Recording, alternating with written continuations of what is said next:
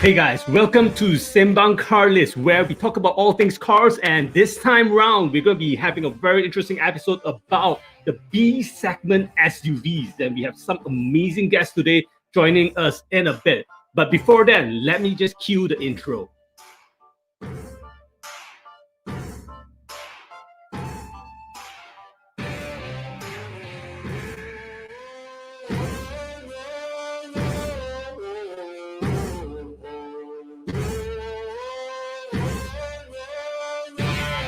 Right up front, we have our first guest, which is someone who believes that cars should be compared to clothes. And that's kind of interesting because this person also said clothes bring them a source of joy, pride, and inspiration. So this person is going to be championing the CX-3, which is this person called Jim. If you're looking for the Mazda CX-30, is a new SUV underneath the CX-5, the newest car in their range.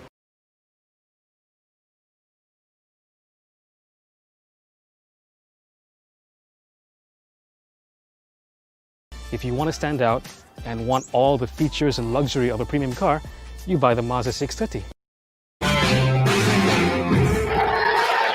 So let's give a round of applause to Jim. Now, for our second guest, we have someone who believes that he thinks of cars the same way as he thinks of ladies. So that's pretty interesting. He probably finds cars just as sexy as ladies. So pretty cool. And this guy, he's going to be championing the HRV. He's also known as the Matcha Porter for Carlist.my. If you haven't checked out the Matcha Porter videos just yet, go on YouTube. You can check out those Matcha Porter videos. And without further ado, let's introduce Arvind.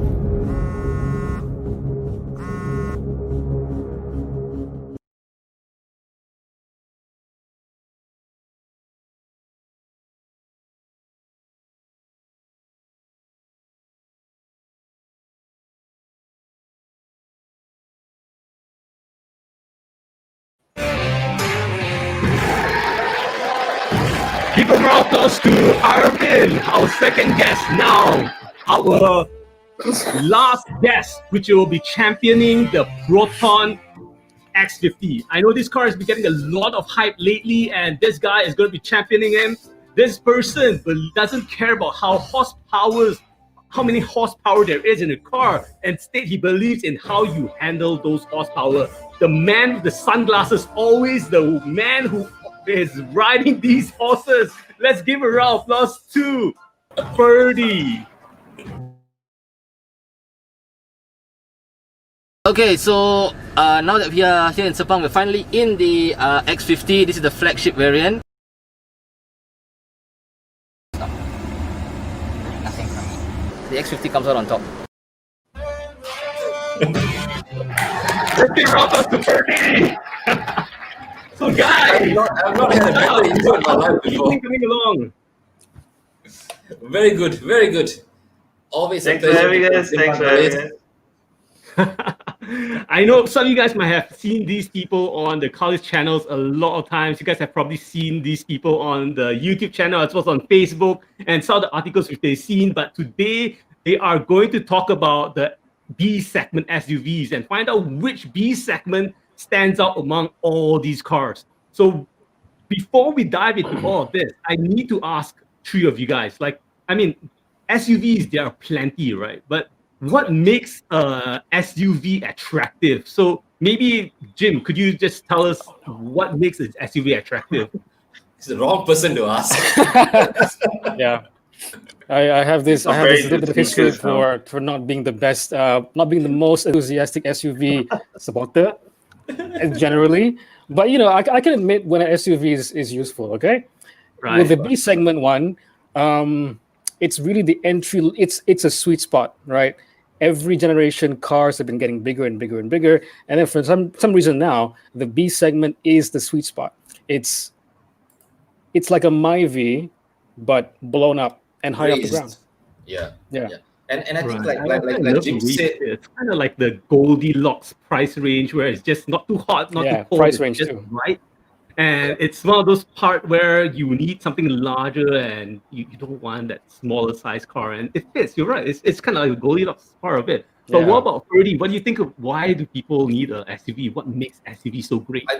I think for a lot of people, they like the right height of an SUV because you are sitting a lot higher off the ground. You've got a better visibility out through the window, right? I think there's also that sense of more security because you're a bit more elevated, right? And I think like I echo what Jim said when he said that it also comes at a nice size, either for an individual or a couple or even a young family, and at the right price point as well.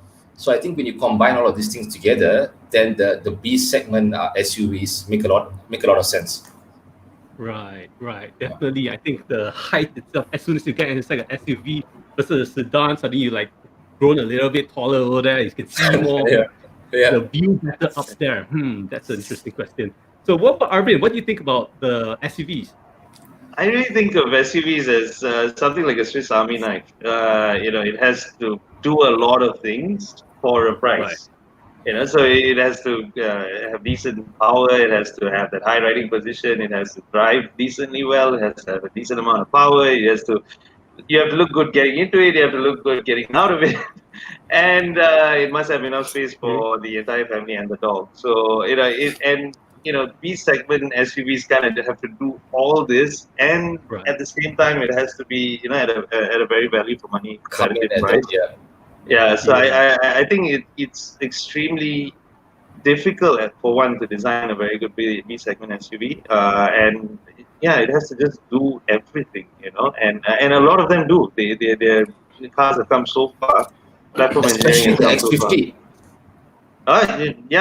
Who can forget? Oh, wow! So already start polishing your side of things. Oh, wow! Tell me more. I love the way you did like a Swiss Army knife, where people can use it for a lot of different things. Definitely something which is versatile. People who want to start a family, they need a little bit more space. There you go. If somebody wants to keep their dog there and bring the dog around town, well, that car comes in as well, right? So it's definitely a very flexible car. But for those who are viewing right now, what I need you guys to do is that we have these 3 different cars here, which we'll be discussing in a bit. We have Ferdy here who will be talking about the Proton X50. We have Arvind here talking about the Honda HR-V. And we have Jim talking about the CX-3, which is, wow, I haven't heard of the car for quite some time. But don't like that lah. But part of this itself, we want to find out which car among all this is the best choice. And we need your opinion for it as well. So right now itself, as you're watching this video, I need you guys to like the video, give a thumbs up to the video if you're voting for Ferdy with the Proton X50, or if you prefer voting for the Mazda CX-3, give it a heart, or do you prefer the Honda HR-V? Give it a haha emoji. So go there, like the video, give it a heart, give it a thumbs up, give it a laughing. Or the crying face, the crying face for Honda HR-V. You would be voting for. Right. So now, as we dive into this whole discussion, I need to ask you guys, because you guys picked these cars to represent. We didn't force these cars on you guys. You guys chose these cars. So I have to go back to Jim again. Since you mentioned just now that SUV isn't always the car you go for, but why did you choose the CX-3? Come on, Jim. I'll try. Okay. Hey, look, the CX-3, I think, has not been getting enough TLC. Everyone's been focusing on the Proton X50, like it invented the B segment, okay? But the one that is... It didn't. No. Who was that? The person who agreed with me also screamed as well, whatever. Yeah, Mazda has been peddling the B segment SUV for a long time. In fact, it was launched in 2015, facelift in 2018. Great, what? It's a good size. It drives really well. It looks unlike any other SUV out there because it's a Mazda. And yeah, it's really too. HRV came first, and it's a second generation. They actually had a HRV way back in the The X50 came last and outselling all of you. Come on, we'll get the X50 in a bit, but come on, let Jim say what's so amazing about the Mazda. Of course, the looks of the Mazda looks nice. It's been there for quite some time, but what's so special about it? What makes it stand out?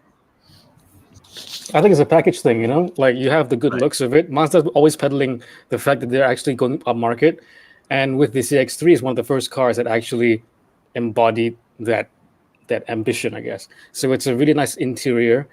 I Right. think comparable to actually like maybe even a BMW or an Audi. It has that kind of level of feel, even if it's not at the same price point. Yeah. It isn't the biggest SUV, B segment SUV, but on all those other points that I prefer, it drives really well. It's reasonably practical. Okay, come on, Right. HRV, fine, whatever. Great to drive, and to me, it ticks all those boxes.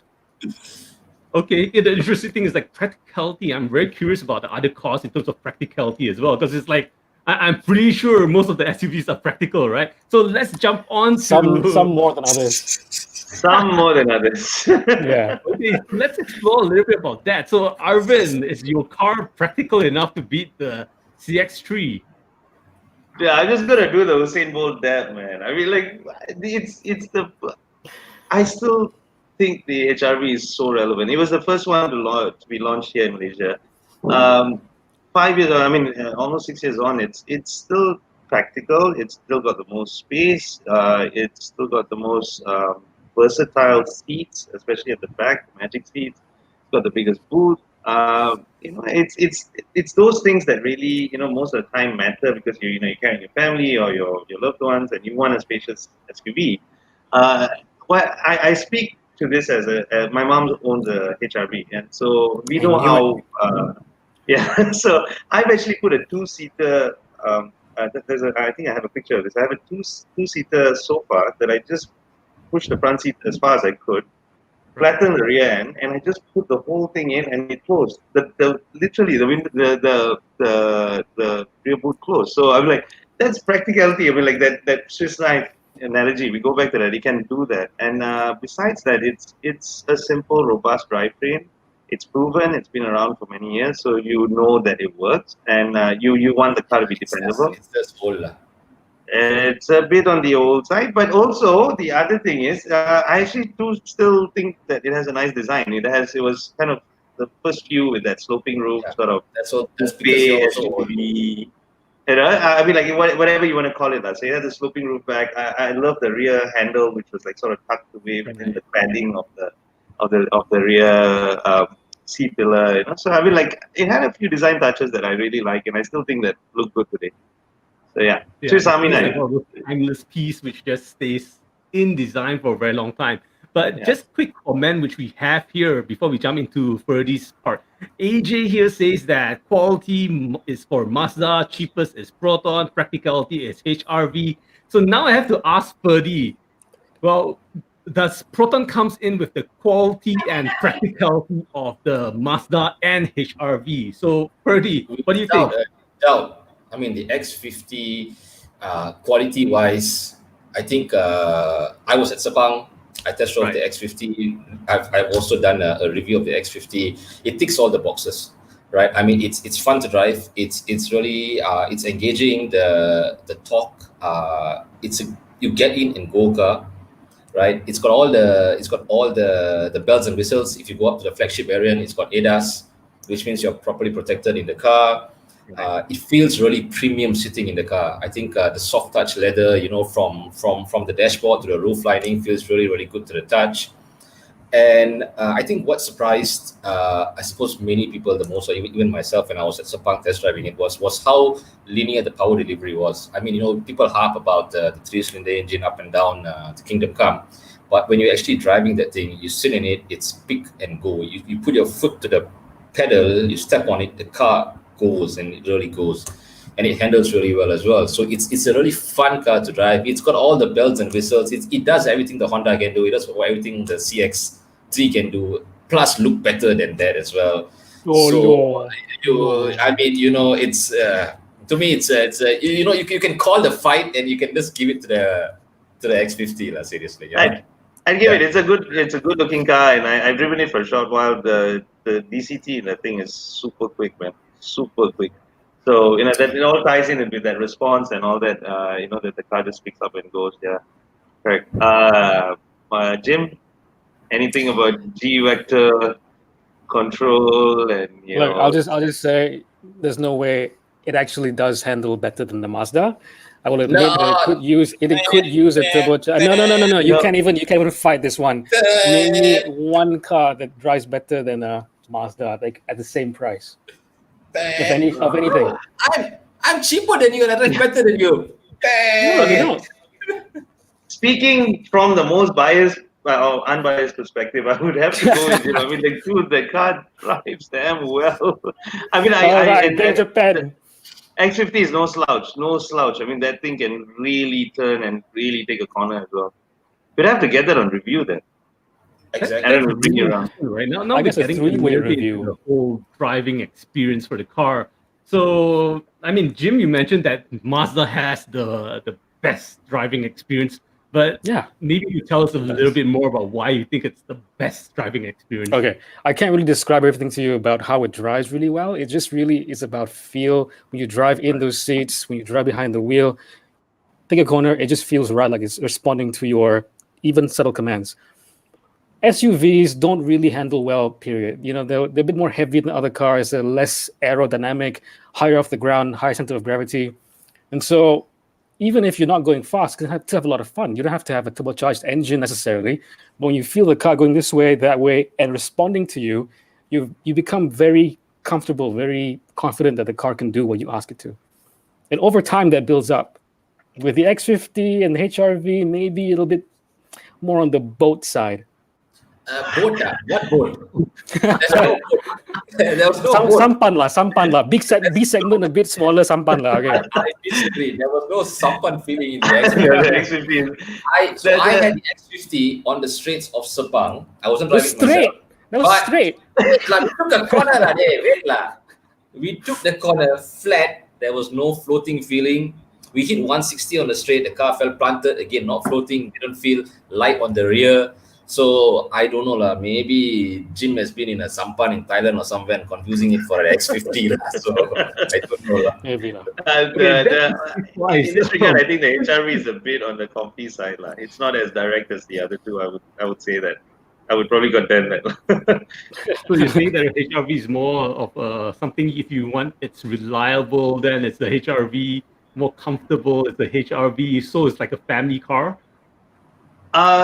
Yeah, no, I mean, it appeals. Family car.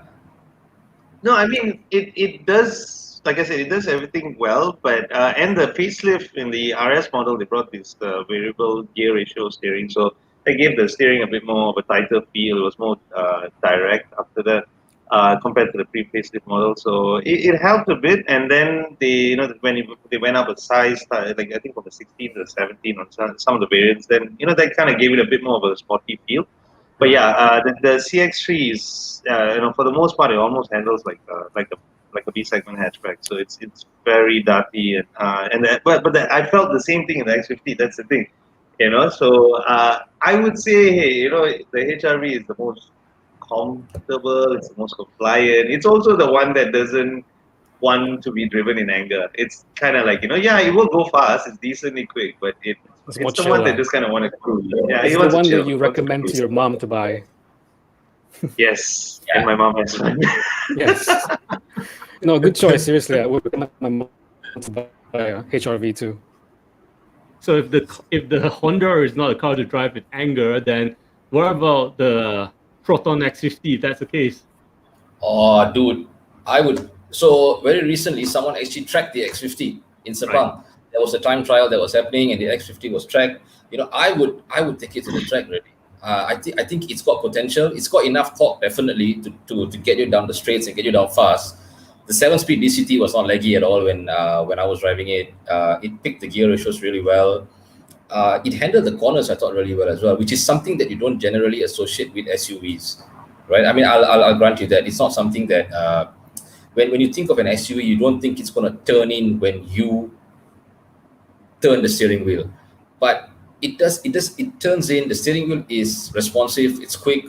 To be honest, I find it. I'm not trying to. Of course, I'm championing the X50, and I'm not trying to exaggerate. But it handles like a dream. Seriously, I mean, it's it handles It handles like a Proton ride and handling, you know. and I've got a few BMWs which are famed for its drive, right? So you know, it's up there, lah. I give it top marks for handling, definitely. Yeah, Okay. I wouldn't. Yeah, I would agree. I would have to agree. It'll be cool to get the CX3 and the X50 down you know, like a really nice road. I think that'll be quite, you know, it'll be Yeah, back to up there, back lah. be fun. Yeah. I would actually add the CHR also. That the car with the. Oh you know, yeah, handles CHR. But that was one. That's like one segment up above, ma. C The segment. price is definitely one segment Yeah. up. Yeah. All right. Can fuck with Mazda also. On price.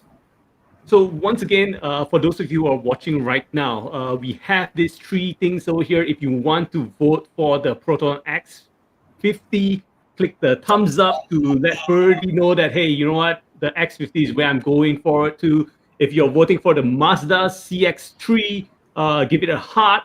And if you're voting for the HRV, give it a haha emoji on the. Don't be laughing at everyone else because everyone.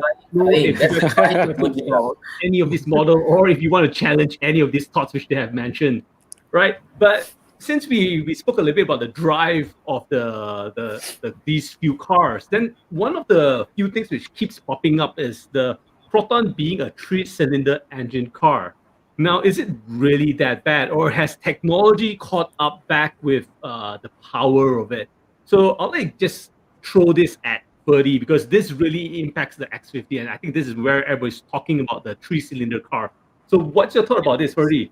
It's funny that, you know, only when the X50 came out and then they announced that they were going to have a 3-cylinder engine, that everybody became overnight experts about 3-cylinder engines and about, you know, the vibrations and, you know, how it's not the most efficient engine and yada yada yada.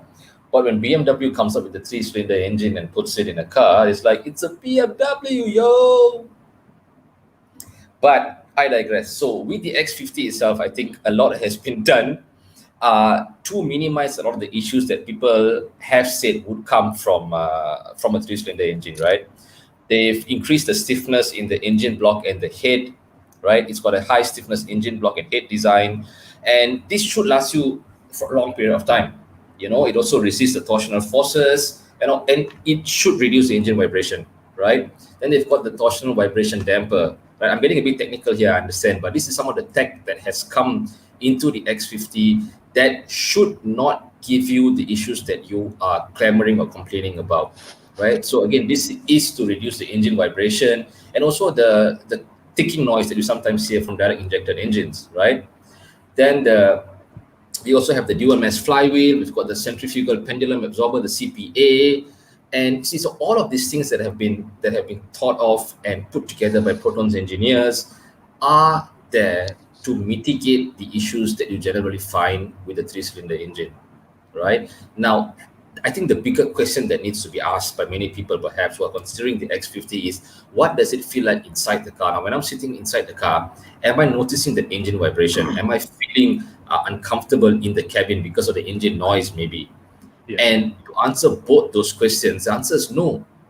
You don't feel any engine vibration when you're sitting in the car, nor does the engine noise permeate into the cabin, making it uncomfortable. You know, so from that point of view, I would say the 3-cylinder engine in the X50, it's not a problem. It's not an issue. And the combination of the engine and the 7-speed DCT also recently won an award from the Engineers Association in China, right? So I think all these things sort of point, or it's going towards the direction that's telling you that the engine is not a problem, and I don't think you should be concerned about it being a problem.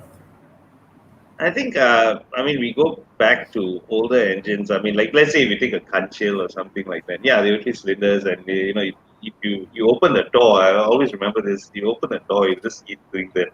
And, then, and that's because of the engine. But, you know, the X50 engine, it's a world away. I mean, personally, I mean, having said in the X50 and, you know, Jim knows the CX3 and everything, it's no different. In terms of refinement, the car is just, you know, you don't feel anything different about it.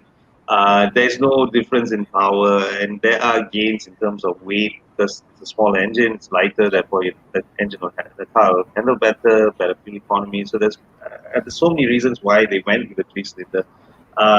And in terms of 4 cylinders, I think there might be minute differences in how they perform in this current day and age, but it is I think there's it's just nothing less charming about a 3-cylinder. I would I think it's just what people know, right? Because we've known 4 cylinders for the longest time, right? And we have known 3 cylinders, but it's sort of been phased out, and now it's making a comeback once again, right? The more efficient, the new updated ones. So I think it's just that period of understanding of that it is equally good, and it's a lot more compact of an engine, which makes it more efficient. Again, like Arvind said, lighter. So there's no reason, and which benefits you with regard to fuel consumption. So there's no reason why you should be concerned, I think, with the 3-cylinder engine. I mean, there's so many things, good or bad. Yeah. I love the Calista, sorry. Yeah. I agree. I mean, look, it's a weird thing to bring up because there's so many things that could go wrong in an engine. There's so many things to praise about a certain engine, but to stay on the fact that it has 3 cylinders, not 4, not 5, not 6, to not, I would say. And you change one Obviously, less. Proton would not release a car without. On the I'm just plus saying side, that you you change won't have one less to- spark plug. Yeah, that too. Right. So, Jim, in that situation itself, for you being in the Mazda playing field, would you consider a Mazda if the Mazda suddenly decide to go back to a 3-cylinder? No, I wouldn't really care. I'm pretty sure that every automaker in the world, Honda, Mazda, Proton, would do rigorous testing before putting out anything. Yes, there is more because of the firing order. You have more vibration inherently with 3-cylinder engines. It's not as balanced, but they would never put that into a car if it adversely affected its harshness or the refinement of the car, the experience. Yeah, if there was a problem with that, it would be easily solved. You have different mountings. You have it is solved now. You have different mountings. You have different technologies, like Freddie mentioned, about how they to dampen those forces, and they work. That's all you need to know. Right. I think technology today has really caught up with a lot of things, which is quite interesting because Tony here says underpowered. So underpowered. Referring to Which one? Which one? The Proton. Yeah, he didn't mention which specific car it is. 255 meters of torque underpower for you. Hello, Mr. Tony. Sudah cuba drive belum, bro? I was like, oh, is he talking about the Honda? No, I'm like, I think I'm talking about the Mazda. I think it's the Honda. I think it's the Honda lah. Must be the Honda. 172 naturally aspirated. It's fine. It's good enough. I think it's all relative, really. I mean, it's relative to what you need the car to do. To be fair, a lot of us, when we use the car for a daily driver from point A to point B, right? You're never gonna tap out the car's power, let's be fair. Right. It's nice to have the instant torque. And this is why I say torque is more important than horsepower, especially when you're driving in the city. It's nice to have that instant rush when you step on it, and the X50 has that bucket loads. It just goes and wants to go. But you'll never fully hit the end of a car's capability. You will reach the end of your driving capability before you hit the end of a car's limit. So it's more like a shock delivery kind of thing. You can do it, but you almost never use it. Yeah. And there's so much traffic on the road in Malaysia. Where you want to go and lenjan lah, bro? Uluyam. Uluyam. The next point which we want to talk about. So we know that all these cars fit under the B segment category, but in terms of the price range, one stands out among the group, which is, well, the one which is getting the likes. The Proton is getting the likes. So for Proton itself, it's getting a lot of value for its money. I'd like just get your thoughts for this, Birdie. What do you think? Why do you think Proton is putting in such a bargain with so much things inside one car? I think for one, there is a gap in the market that Proton could fill with this B71 SUV and with the X50. So it's, they already have the X70, which is the bigger sibling. Yeah. And then there is, I think they realized that there was a gap, and they said, okay, so we've got this X50 here, which we can price at this price point to offer the Rakyat really a car that is there's no way to put it, but other than that, it's a lot more value for money than many of its competitors. In fact, all of its competitors, to be fair, you know. And I think ultimately we, the Rakyat, we come out the winners, because I think we've just Proton has sort of elevated the driving experience for many people who are looking for a car in the 80 to 100K price range. Right. You know, with especially with the full suite of ADAS features that you have in the flagship variant. And even if you step down, you've got a really refined car that gives you, that's going to give you years of motoring enjoyment, to be fair, at a price point that before this, you would be really hard pressed to find among the cars that my colleagues are championing here.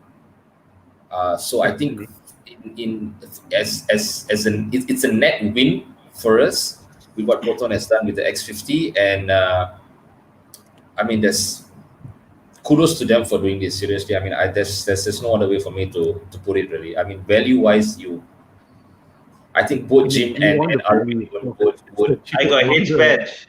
I got H badge. I got My M badge. badge. I got a flying bird. I got a dove, man. Okay, so we know that the Proton owner has already kind of championed the price range, but I think people see different things to value in different cars, right? So in terms of the Honda, what do you think people will find value from the Honda HR-V?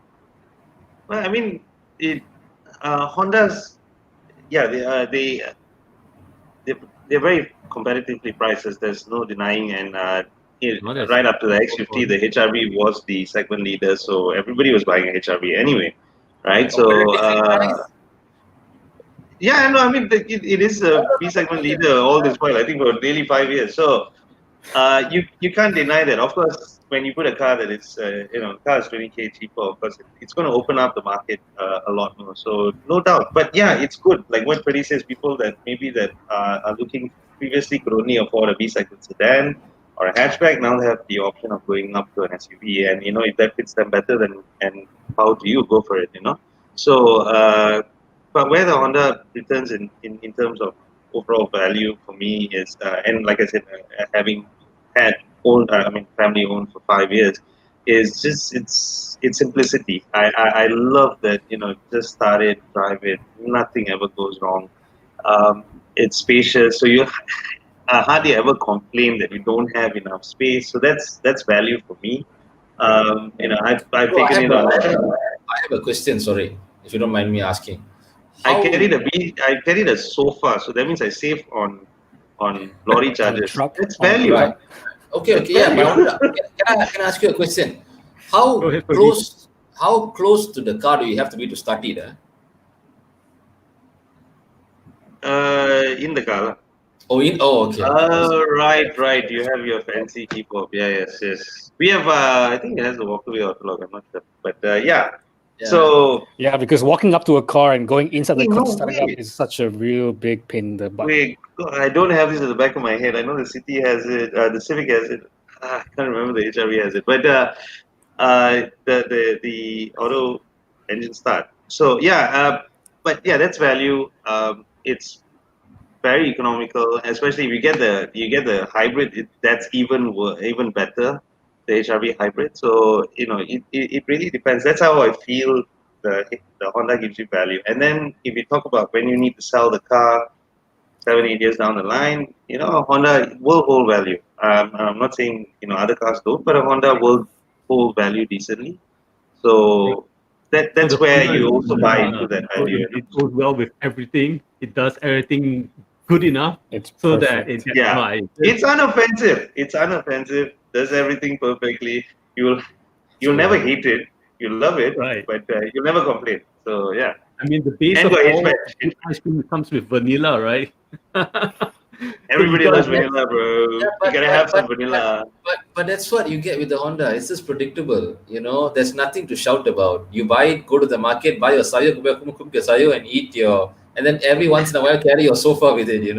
So yeah, sure. But I'm pretty sure there are Power, people who power want to that you. stability in their life, right? So I guess there's a market for that. I'm sure. Part of the excitement. What about the CX3? What's No, sorry about that. you're the more expensive one there among all this. So All right. what value do you bring? I'm going to try and answer this question the best way I can without answering the question. Okay. When you compare, I admit, all right, next to like X50 HRV, if you have a checklist of things that would make your perfect crossover SUV, B segment SUV, whatever, the Mazda 3 is probably the weakest one. Would not be that. in the SUV.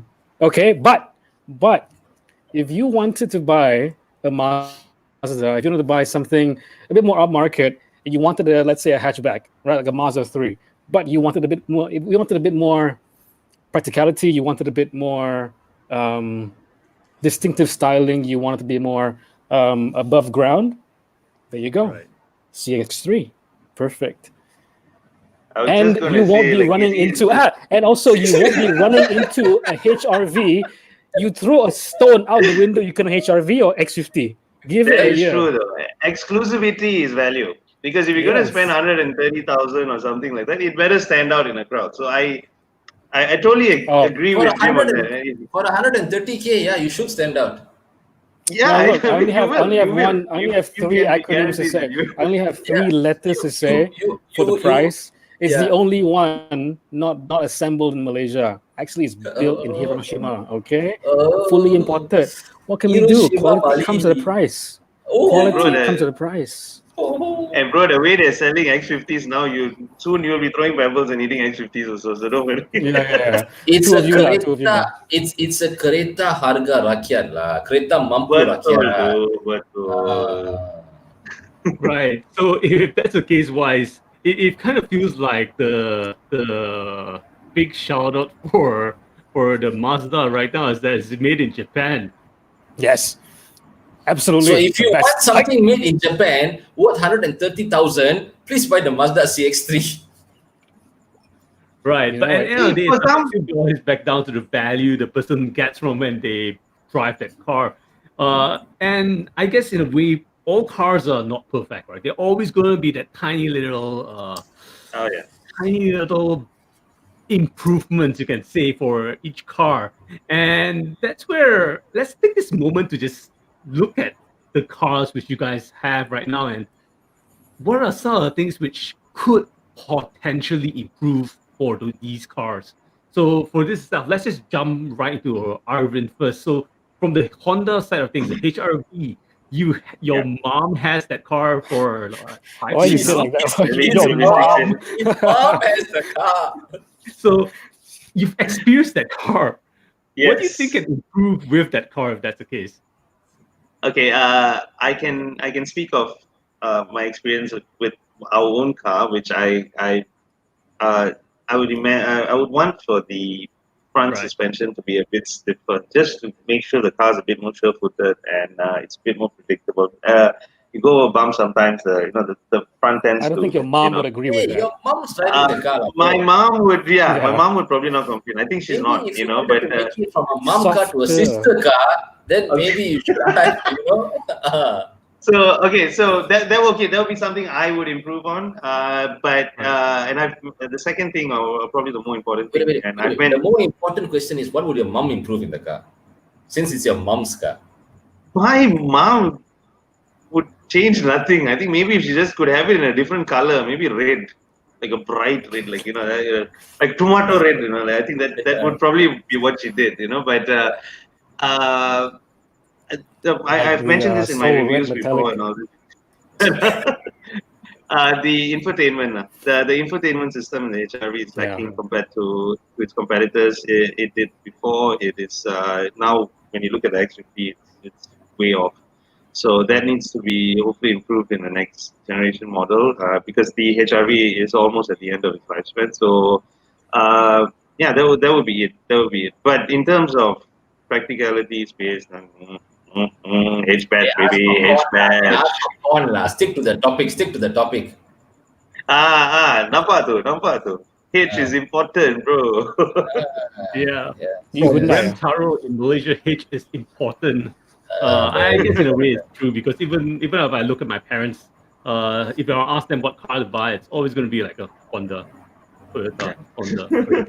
Predictable answer lah. Yeah. Yeah, it's typical But- Malaysian resale value. for that. As you grow older, you don't want, you want to just calm down, bro. You want to, enjoy the breeze. Yeah. Hence why your mother's driving the HRV lah. Yes, and I think I'm getting old also. So, Okay, so that's a little bit about what you think can improve from the HRV. What about the Mazda, if that's the case? From Jim. Everything. I think well, be alone. I wish well, it be was. alone. Actually, I do wish it was bigger. The rear space. Isn't 0% that down impressive payment. at all. I mean, huh? You mean 0% for the first year? You mean zero repayment for the first year? Yes. Yeah, but really, I mean, it's when you define B segment, the CX3 makes no excuses about itself. Memang it's B segment. It's not even trying to walk the line between B and C. It's definitely in the B. It could use more space. Okay, so space-wise, among all these three cars, which car actually has the most space? Space-wise, unfortunately, we must give it to the H lah. The H lah.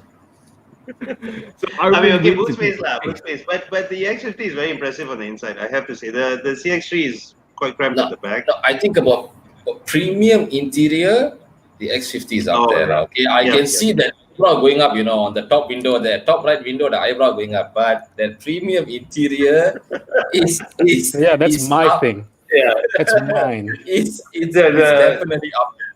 Okay, it's comfortable. It feels plush. Yeah. Yeah. Yeah, the And- X50 is so imaginative. About the Mazda or the X50? Yeah, we're gonna get these would three have- cars in like the same day, the comparison, right back-to-back review. Then we can settle this. Yeah. I would. I think the X50 is so imaginative. The interior is far Hey, shut up, excellent, HRV. man. It's quiet. It's so Don't well chill. designed. Don't switch sides. You switching No, sides. I love the HRV. Don't Hey, get me shut wrong. I love it. That. It seems But like yeah, the John X50 Ryan over there seems to be flying towards the X50. Okay, but okay. Yeah, And he's no. supposed to be brother to Pen now, okay? Since we spoke about the Mazda, we spoke about the Honda. What about the X50? What's there to improve in the X50? I'd be nitpicking, but if I had to pick one, the side view mirror, the angle needs to be a bit wider because it's quite narrow at the moment, and you see too much of the car when you're looking out the side view mirror. So I think that needs to be improved to give it a wider angle, so you can prevent it. It does have bliss. It's got the blind spot monitoring, but at the same time, it'd be good to also be able to view it better, throughout as you look out your side view mirror. That would be my main gripe about the X50 so far. And you can see slower cars behind you, right? Is that the case? You want to see more of the slower cars? No. You wanna overtake this slow hogging. Yeah, then you on see the road, So we need to see better, right? Because we don't know whose auntie or whose mother is driving the Hondas and all that, Might be my amma. That's why I have to be careful. You see. But I guess for each car has their own value. It has its own reason and specific price point to be at to attract its own customers. Whether you're in the Mazda team, you're in the Honda team, or the Proton team. Once again, reminder: hit us with like if let's say you're voting for the Proton X50. If you want to vote for the Mazda CX3, give us a heart and give a haha emoji. if you're voting for the Honda. So which one are you? Are you with Ferdy, Jim, or Arvin? So once again, like the video, heart the video, or haha the video, either one of it to let us know which one you're in. But for tonight itself, so far, looking at the numbers, we're looking at about 60% of people voting for the Proton X50. So let's give an applause to that. They know value when they see The it. other two is They like know value when they see it. not really. Yes. But Malaysia has spoken. The Carlist audience have already given us their thoughts about this.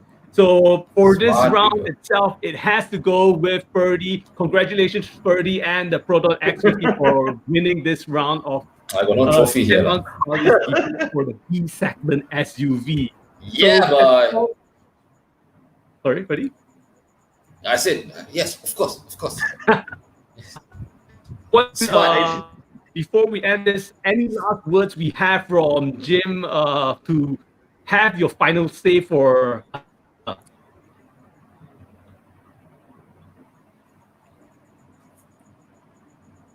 Jim? Crickets. So I think he's got no final words. Yo, I think. sorry, was that? Jim, And final words. No, I couldn't. It just like it went out a little bit over there. Any final words you have? about the Mazda? Look, we gotta give it to the new boy in town. Like, okay, give him a chance. I guess we gotta play nice with them. The Japanese boys have to like make way a little bit. Can't be too mean to the guy. Okay, la, we'll have your way for a while. Have your way for a while.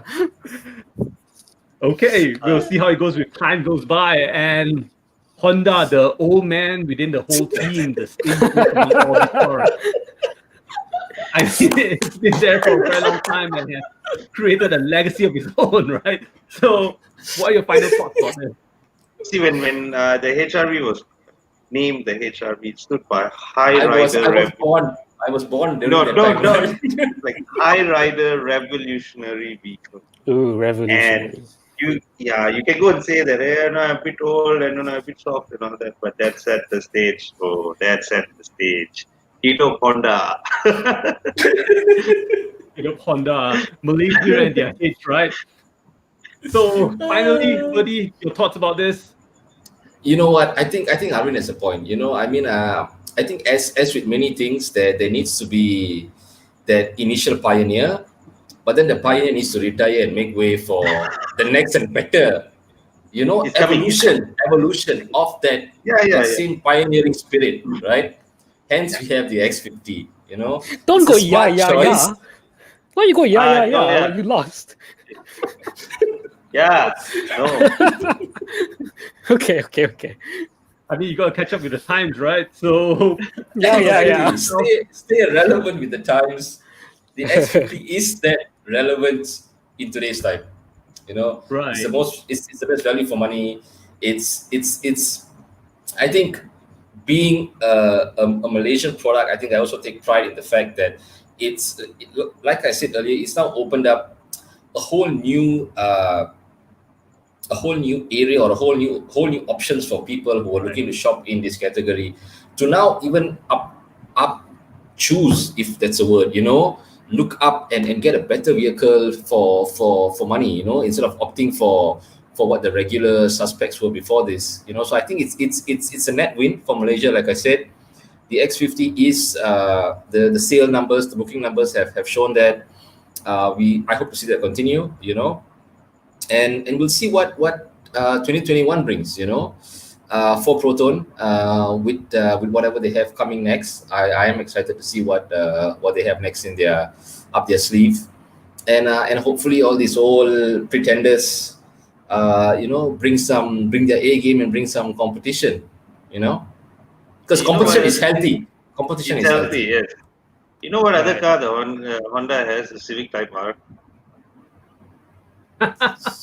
We'll get to that in another story. Tonight itself, once again, a big thank you for all these amazing opinions from Jim, Arvin, and Ferdy. The audience has spoken, and Ferdy, congratulations with the Proton X50. You won this time round. You won Once again, nothing. for the audience for joining us. Thank you for the likes, for the video, the heart, the haha emojis, as well as the comments you guys have placed on.